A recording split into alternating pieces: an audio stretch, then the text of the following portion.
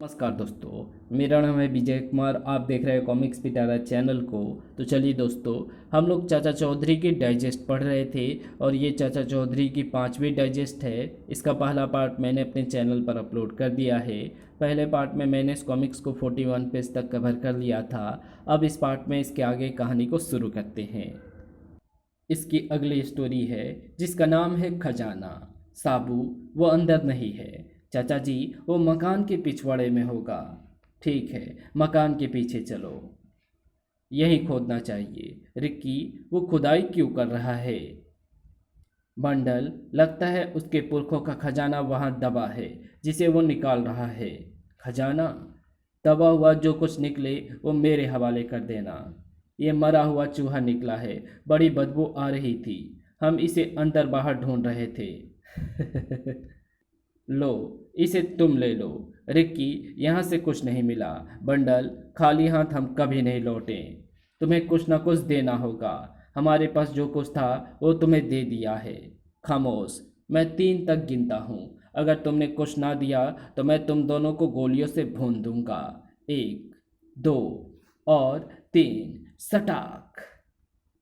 मैं तुम्हें ऐसी जगह भेजूंगा जहां तुम्हें कुछ ना कुछ ज़रूर मिलेगा। और साबू उन दोनों को उठाकर फेंक देता है। सर्राट। ओह। और वो लोग सीधा म्युनिसिपल कूड़ेदान में जाकर गिरते हैं। डप। तो चलिए इसकी अगली स्टोरी शुरू करते हैं जिसका नाम है दादाजी का उपहार। बेटा, तुमने मेरी बड़ी सेवा की है। अब मेरी इच्छा है कि बाकी उम्र तीर्थ स्थानों की यात्रा करते हुए बिताऊं। इसलिए अब मैं चलता हूँ। तुम्हारी सेवा से मैं बहुत खुश हूँ, इसलिए तुम्हें यह ढोल देता हूँ। इसे बजाओ, नाचो, गाओ और खुश रहो। और वो बूढ़ा व्यक्ति उन दोनों को ढोल देकर अपने तीर्थ यात्रा को चले जाता है। तुम तो कहते थे कि कर सेवा खा मेवा। दादाजी जाने से पहले हमें अपनी धन दौलत दे जाएंगे। लो, ये पुराना ढोल गले में डालो और कमाओ दिन रात और बजाओ दिन रात। हाय रे, हम लुट गए, बर्बाद हो गए, धोखा। साबू, जरा मैं देख कर आऊं अंदर कौन रो रहा है। क्यों भाई, क्या बात है?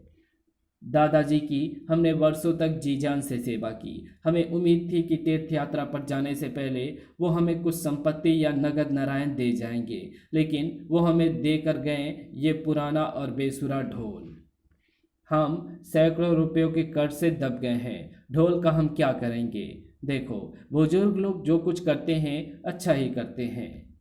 नहीं, मैं इस ढोल को नहीं रखूंगा। मैं अभी इसके टुकड़े टुकड़े कर देता हूँ। और ताड़ हैं ये क्या? ढोल के अंदर नोटों की गड्डियाँ, और वे भी 100-100 के। शुक्र मना कि तुमने ढोल को तोड़ा ही, आग में जलाया नहीं। चल भाई साबू, आगे बढ़ें। तो चलिए इसकी अगली स्टोरी शुरू करते हैं जिसका नाम है हिप हिप हिप्पी। एक ऊंच कस्टम अधिकारी जीप पर। क्यों भाई, चाचा चौधरी यहीं रहते हैं क्या? जी हाँ। अंदर। चाचा जी, हमें आपकी मदद की ज़रूरत है। कहिए, मैं आपकी क्या सेवा कर सकता हूँ? विदेशों से अनेक हिप्पी युवक हमारे देश में आते हैं। इनमें स्वीडन का एक हिप्पी माइकल हमारे देश में नई चीज़ें स्मगल करता है, पर वो हमारे हाथ नहीं लगती। माइकल के सामान की तलाशी क्यों नहीं लेते? हमने कई बार उसकी तलाशी ली है। यही नहीं, अनेक बार उसके सारे कपड़े उतार कर देख चुके हैं, फिर भी वो मुस्कुराता हुआ हमारी आंखों में धूल झोंक कर निकल जाता है। मामला सचमुच बड़ा पेचीदा है। मुझे आपके साथ चलना पड़ेगा। लाना भगवान मेरा भीमसेनी लठ। चलिए देखता हूँ कैसे माइकल कस्टम अधिकारियों की आंख से बचकर निकलता है। चाचा चौधरी हवाई अड्डे पर। ये रहा माइकल, इसे ले जाकर इसकी तलाशी लो। चलो माइकल, उस कमरे में तुम्हारी तलाशी ली जाएगी। आप पहले भी कई बार मेरी तलाशी ले चुके हैं। तुम्हारे बैग में तो कोई अवैध सामान नहीं मिला। चलो अब अपने कपड़े उतारो। आप मुझे परेशान कर रहे हैं। लो, देख लो, कपड़े भी उतार दिए। मैंने पहले ही कहा था कि मेरे पास कोई सामान नहीं है। मेरे पास कोई भी अवैध सामान नहीं है। चाचा जी, हमने इसकी पूरी तलाशी ले ली है, इसके पास कोई ऐसी चीज़ नहीं मिली। माइकल, तुम जा सकते हो। धन्यवाद। माइकल, रुको, मुझे एक चीज़ और देखनी है। अब क्या रह गया है?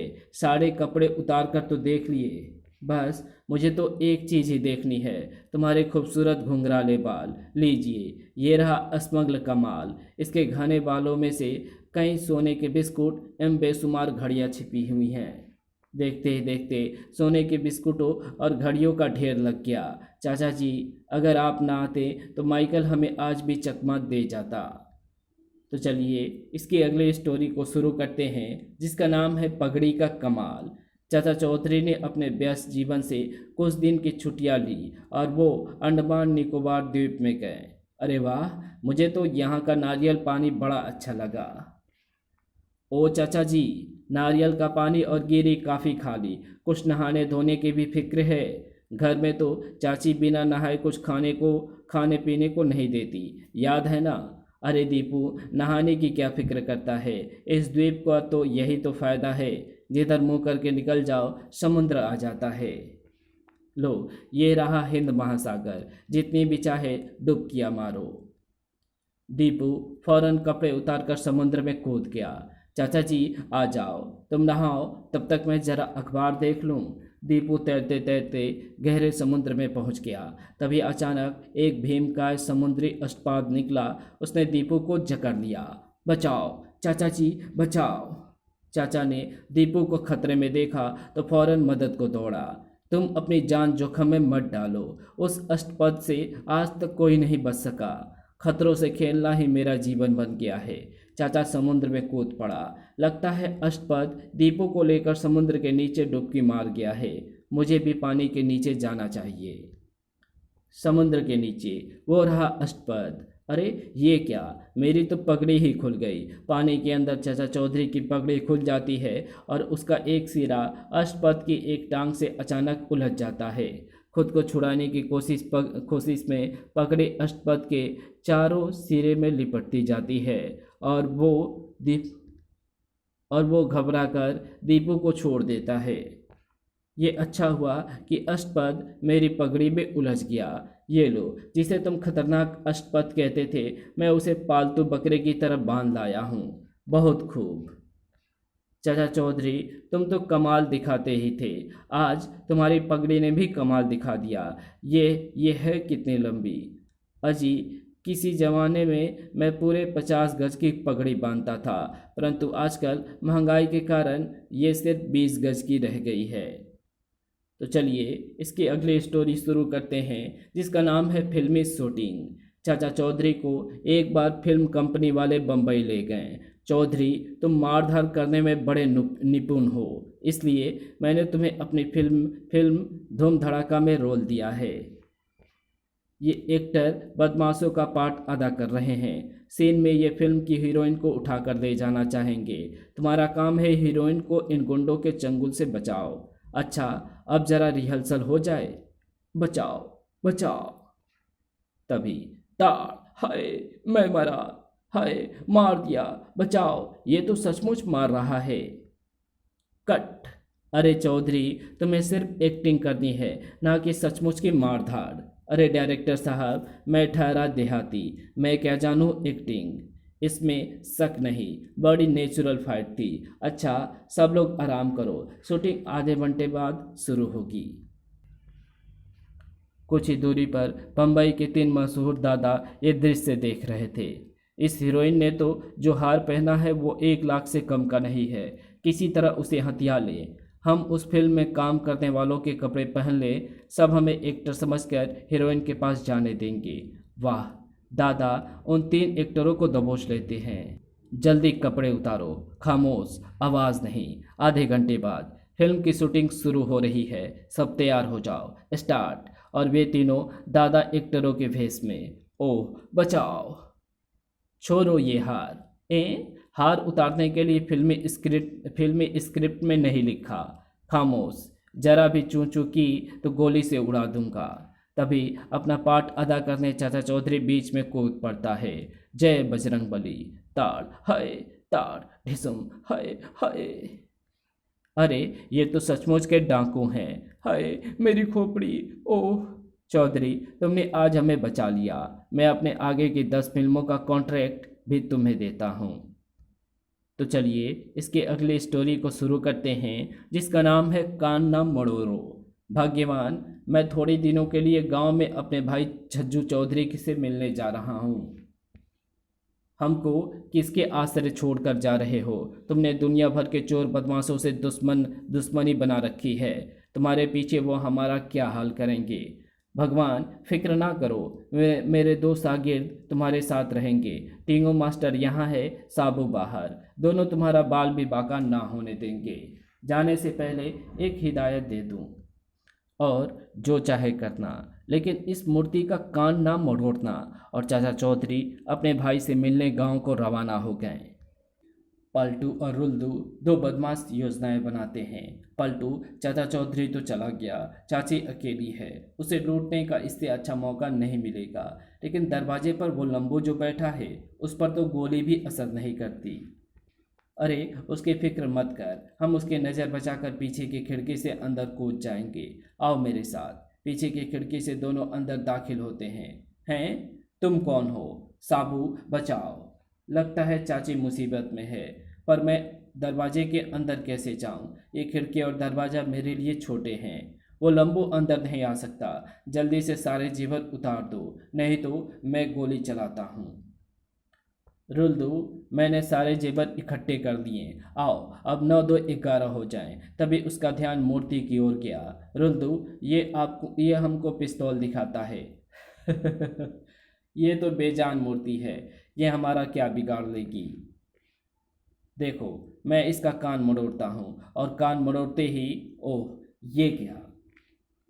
टीगो मास्टर दौड़कर पिस्तौल उठा लेता है।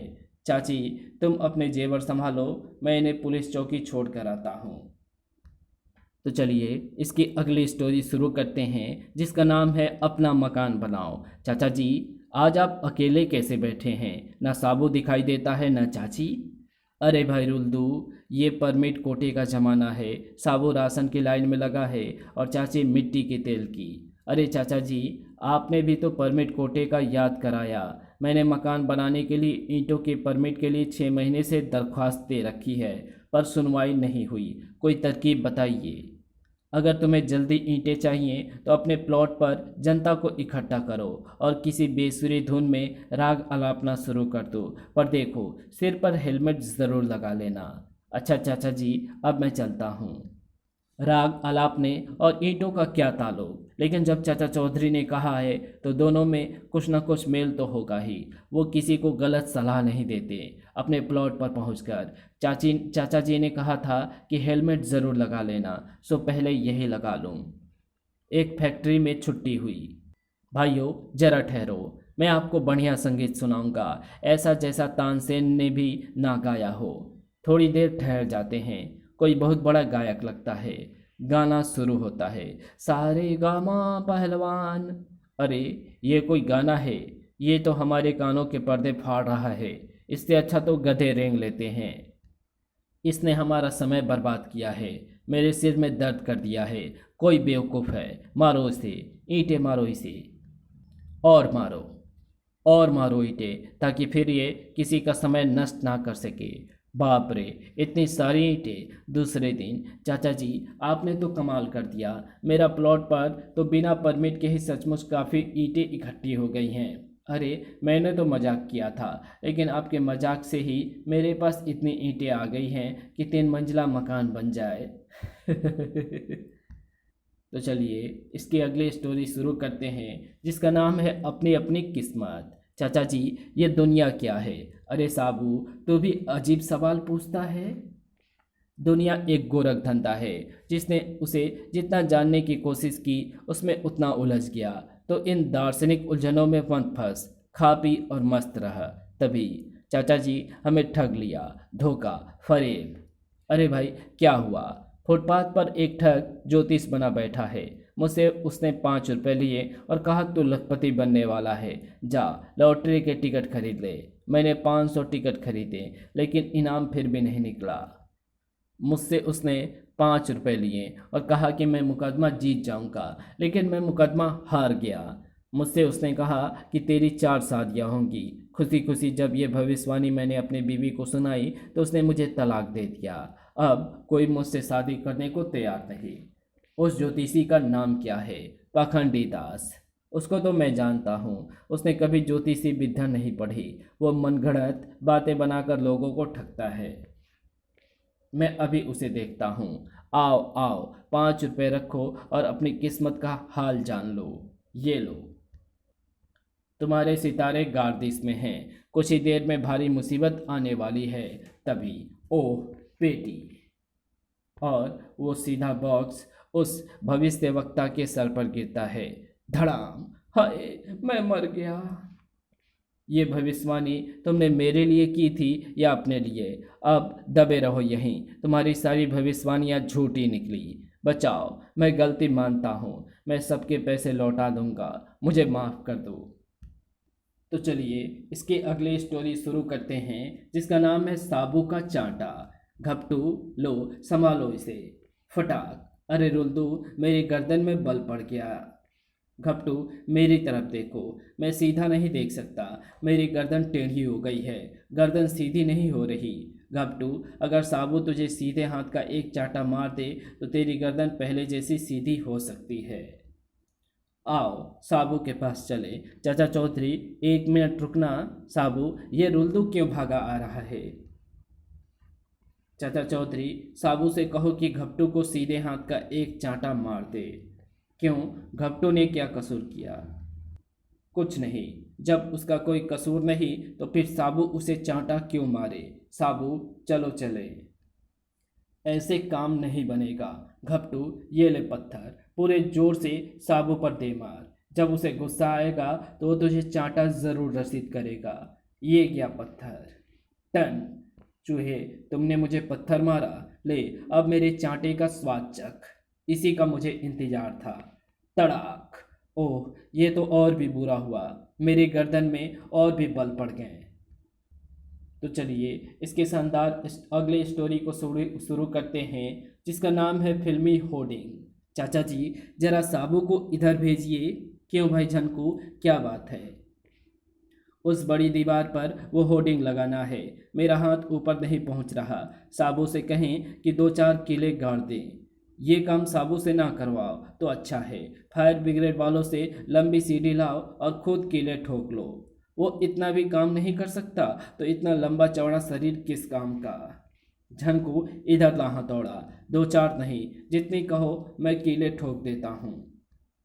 और साबू ने हथौड़ा मारते ही तड़ाक हैं, उसका हाथ पड़ते ही दीवार टूट गई। मैंने तो तुम्हें कहा था ना कि ये काम साबू से मत करवाओ। चाचा जी, झनकों की दीवार टूटने का मुझे बहुत अफसोस है, इसमें तुम्हारा कोई दोष नहीं। मुझे तो पता था कि जब तुम कीले ठोकने के लिए हथौड़ा मारोगे तो दीवारें ढह जाएंगी। कुछ कुछ दूर टोपन और मोटन केले खा रहे थे। यार मोटन, अगर हम ये केले के छिलके सड़क पर रख दें, जिसका पैर पड़ेगा धड़ाम से गिरेगा। वाह, मजा आ जाएगा। लो, मैंने छिलके सड़क पर रख दिए, अब एक तरफ खड़े होकर तमाशा देखते हैं। अरे, वो बुढ़ा तो एक तरफ से निकल गया। वो चाचा चौधरी है, उसे चकमा देना आसान नहीं, लेकिन उसके पीछे ही साबू बुदबुदाता होगा।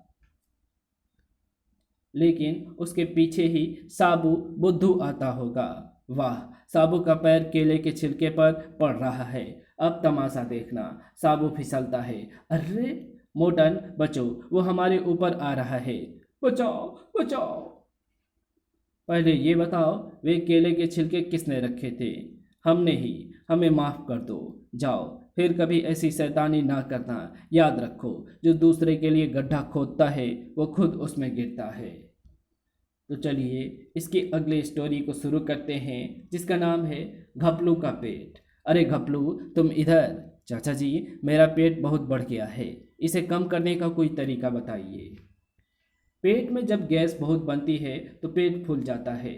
साबू, अपने पैर से घपलू का पेट थोड़ा कम कर दो। तैयार हो? हाँ। और साबू का पैर उसके पेट पर पड़ते ही ओह! साबू, तुमने अपना पैर कुछ ज़्यादा ही दबा दिया, पेट पिचक कर पापड़ बन गया। फिक्र ना करो घपलू, जब दोबारा गैस भर भर जाएगी तो पेट फिर से अपने आकार में आ जाएगा। चलो अब पेट में गैस भरने का कोई यत्न किया जाए। और पेट में गैस भरने के बाद चाचा जी बचाओ, अरे ये तो घपलू है। घपलू, ये कैसे हुआ? चाचा जी, मैंने सोचा जब पेट में गैस ही भरनी है तो क्यों ना गुब्बारे वाले से भरवा ली जाए। साबू, एक कांटे से घपलू के पेट में छेद कर दो, जब गैस निकलनी शुरू हो जाएगी तो घपलू नीचे आने लगेगा। ठीक है। और साबू ने ऐसा ही किया। फिस। टेप से वो छेद बंद कर देनी चाहिए, कहीं सारी गैस ना निकल जाए। धन्यवाद, अब मेरा पेट बिल्कुल ठीक आकार में है। तो चलिए इसकी अगली स्टोरी शुरू करते हैं, जिसका नाम है विश्व की खूबसूरत महिला। चाचा चौधरी, आपका ही नाम है? कहिए, मैं आपकी क्या सेवा कर सकता हूँ? मैं विश्व की खूबसूरत महिलाओं की मलिका हूँ। मैं तुम्हारे साथ शादी करने के लिए पेरिस से चल कर आई हूँ। मर गए। एक खूबसूरत महिलाओं की मलिका तुम मेरे साथ ही शादी करना क्यों चाहती है? क्योंकि हमारे जो बच्चे होंगे उनमें तुम्हारे जैसे कंप्यूटर से तेज चलने वाला दिमाग और मेरे जैसा अद्वितीय सुंदरी होगा। और मेरे जैसी अद्वितीय खूबसूरती होगी। अगर उल्टा हो गया उन बच्चों में तो मेरे जैसी शक्ल और तुम्हारे जैसी अक्ल आ गई तो ये मोटी औरत कहाँ से आ टपकी? ये मेरी बीबी है और इसके हाथ में एक बहुत ही खतरनाक हथियार है। भागो, बचाओ। भगवान, तुम्हें इतने जोर से बेलन नहीं मारना चाहिए था। अरे ये कौन है? ये बेवकूफ़ मुझसे शादी करना चाहता है। मुझे इससे बचाओ। लगता है आज शादियों का तगड़ा मुहूर्त निकला है। क्यों भाई, तुम इसके साथ ज़बरदस्ती शादी क्यों करना चाहते हो? क्योंकि मैं बेवकूफ़ों का बादशाह चुना गया हूँ और बादशाह मलिका के साथ शादी नहीं करेगा तो और किसके साथ करेगा? बादशाह सलामत, जरा ठहरिए, मैं एक दूसरी मलिका को लाता हूँ। आज आपकी शादी रचा रचा कर ही चैन से बैठेंगे। लीजिए, दूसरी मलिका आ गई। अब आप शादी कर सकते हैं। ज़रूर करूँगा, लेकिन ये किसकी मलिका है? दुनिया के तमाम बदसूरतों की। बचाओ। चलो एक शादी तो सिर चढ़े। तो चलिए इसकी अगली स्टोरी को शुरू करते हैं, जिसका नाम है चाचा चौधरी का निशाना। चाचा, आज मैं देखना चाहता हूँ कि आपका निशाना कितना सही है। आप अपनी आंखों पर पट्टी बांध लीजिए। मैं इन लकड़ी के खंभों में से एक को इस छड़ी से खटखटाऊंगा। आप आवाज़ सुनकर निशाना लगाइए। ठीक है साबू, मैं कोशिश करूंगा। खटखट, फटाक। वाह चाचा जी, निशाना बिल्कुल अचूक लगा। साबू, अब तुम किसी दूसरे खंभे को खटखटाओ। बस वो आखिरी निशाना था। कौन? मैं, गोगो, तुम्हें अपने पैरों तले कुचलने आ रहा हूँ। मोटे कद्दू, तेरी ये हिम्मत। साबू रुको, गोगो से मैं खुद ही निपट लूँगा। चौधरी, मेरा पैर तुम्हें कुचलने आ रहा है। गोगो की आवाज़ इधर से आई थी। घप। अरे ये तो डाकू गोबर सिंह है। भागो। डाकू गोबर सिंह इस हवा भरे रबड़ के पुतले के अंदर से इस लाउड स्पीकर से बोलता था, जिससे लगता था कि गोगो बोल रहा है। तो चलिए इसकी अगली स्टोरी शुरू करते हैं, जिसका नाम है साबू की परेशानी। चाचा जी, आज मैं बड़ा परेशान हो गया। जहाँ भी गया गालियाँ सुनने को मिली। अच्छा, ये सब कैसे हुआ साबू? मैंने जिस का भला किया और जिस को मुसीबत से छुड़ाया, उसी ने मुझे धक्के देकर भगा दिया। आज सवेरे ही जब मैं बाजार में घूम रहा था, मेरे कानों में किसी के रोने की आवाज़ पड़ी। अरे ये तो किसी महिला के रोने की आवाज़ लगती है। रोने की आवाज़ यहीं से आ रही है। लगता है पति पत्नी में झगड़ा हो गया होगा। पति उसे मार रहा होगा। मुझे उस महिला को बचाना चाहिए। क्यों भाई, एक अबला को क्यों मार रहे हो? जरा बाहर निकलें और किसी मर्द से दो दो हाथ करके देख, फिर देखूं तेरी हिम्मत। कुछ देर बाद एक व्यक्ति निकलकर बाहर आया। अरे लंबू, भाग जा यहाँ से, नहीं तो मार मार कर भुर्ता बना दूंगा। जिसे तू रोना समझ रहा है वो मेरी पत्नी का गाना है, जो रोज़ सुबह संगीत का अभ्यास करती है। अब बताओ चाचा जी, मेरा क्या कसूर था? उसके रोने और गाने में कोई फ़र्क ही नहीं था। साबू, ये तो बड़ी मज़ेदार घटना है। उसके बाद फिर मैं आगे चल दिया।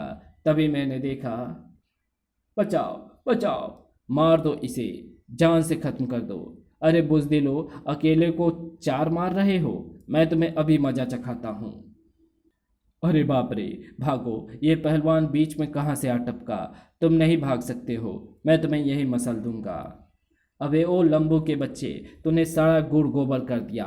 ये असली घटना नहीं, फिल्मी शूटिंग है। हमारे हीरो ने आकर उसे बचाना था। अब दफा हो जा यहाँ से। फिल्म की शूटिंग, माफ़ करना डायरेक्टर साहब, गलती हो गई। लो, अपने आपकी मैं आपके एक्टरों को छोड़ देता हूँ। इस तरह वहाँ से भी धक्के खाकर भागना पड़ा। कोई बात नहीं साबू, जिंदगी में कभी कभी गलतफहमी हो जाती है। तो चलिए इसकी अगली स्टोरी शुरू करते हैं, जिसका नाम है बकरी का रहस्य। झनकोमल रोज अपनी बकरी को घास चराकर नदी के किनारे बांध देता था। आज तूने काफ़ी घास खा ली है, अब थोड़ी देर यहाँ ठहर। मैं भी घर जाकर रोटी खाकर आऊँ, फिर इसे घास चराऊँगा। लेकिन जब वो घर से लौट कर आया तो बकरी गायब थी। अरे कहाँ गई मेरी बकरी? चाचा जी, गजब हो गया, मैं गरीब मरा गया, मेरी मदद करो। मेरी बकरी कोई चुरा कर ले गया है। मैं हर रोज़ बकरी वहाँ बांधता हूँ। जब एक चोरी चली गई तो और भी जाया करेंगी। चल, तो मुझे वो जगह दिखा। झनकोमल चाचा चौधरी को नदी के किनारे पर ले जाता है। मैं बकरी को इसके साथ बांध कर गया था। जब लौट कर देखा तो वो गायब थी। इस गांव के लोग बड़े शरीफ हैं, कोई तेरी बकरी को नहीं चुरा सकता। मुझे लगता है नदी तेरी बकरी को हड़प गई है। वो कैसे? देख, एक और बकरी को लाकर यहाँ बांध दे, फिर हम छिप कर देखेंगे तेरी बकरी को कौन ले जाता है। उसी जगह एक दूसरी बकरी लाकर बांध दी जाती है। काफ़ी देर तक कोई घटना नहीं घटती। दोनों एकटक सांस रोककर इंतजार करते हैं। आखिर थोड़ी देर बाद नदी के पानी में कल कल की आवाज़ आती है और एक मगर पानी के ऊपर अपना सिर निकालता है। ये रहा तुम्हारा चोर। तुम्हारे पास कोई हथियार है? मेरे पास एक छुरा है, लाओ। मगर पानी के बाहर आकर बंधी हुई बकरी को निकल जाता है। मगरमच्छ की ये आदत होती है कि वो जिस रास्ते से आता है उसी रास्ते से जाता है। जिस रास्ते से मगर आया था चाचा चौधरी उस रास्ते में छुरे को गाड़ देता है। बकरी निकलने के बाद मगर वापस उसी रास्ते से रेंगता हुआ नदी की तरफ बढ़ता है। जो जो छुरे के ऊपर से रेंगता जाता है उसका पेट तेज छुरा काटता चला जाता है और वो नदी में जाने से पहले ही दम तोड़ देता है। झनकू, हमारी तरकीब कामयाब हुई, वो मर गया। ये लो, तुम्हारी बकरी सही सलामत निकल आई। तो चाचा चौधरी की इस डाइजेस्ट को यहीं पर समाप्त करते हैं। इसके आगे कहानी पढ़ेंगे हम इसके पार्ट 3 में। तो मिलते हैं इसके तीसरे पार्ट में। तब तक के लिए बाय। अगर आपको ये वीडियो पसंद आई हो तो इस वीडियो को लाइक शेयर कमेंट ज़रूर कर देना। चैनल पर नए हो तो चैनल को सब्सक्राइब कर ऑल नोटिफिकेशन को सिलेक्ट ज़रूर कर देना। Thanks for watching my videos.